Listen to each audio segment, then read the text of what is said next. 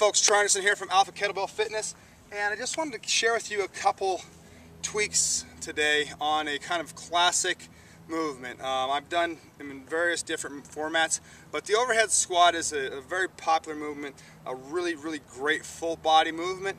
Can be done with kettlebells.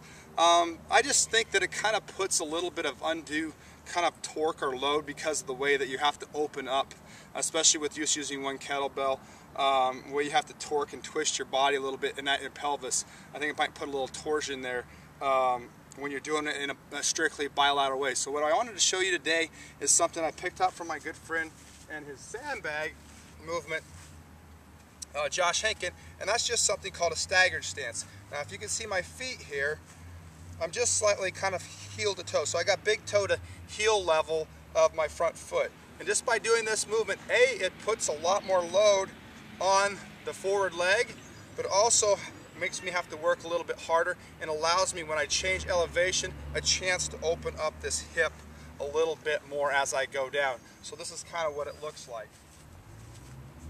You're going to take one kettlebell, going to get it in position. I'm going to show you, I noticed when I've been practicing this, that it kind of lets me know what side of my body is a little bit off too. You're going to roll up on the ball of your back foot as such.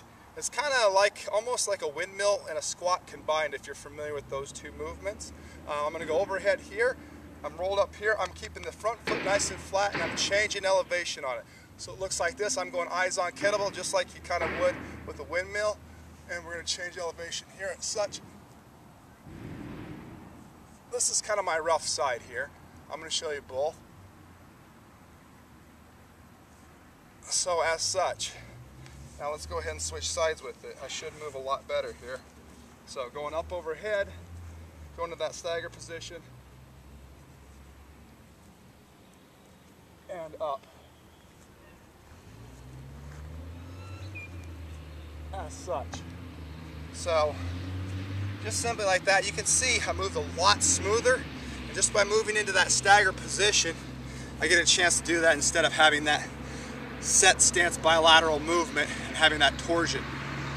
So go ahead and give it a try. If you love overhead squat and have had trouble using it with a kettlebell, or if you've had some trouble with it with the barbell squat and just can't get it right, I think this could be a really great way. Obviously you can use a pretty light load.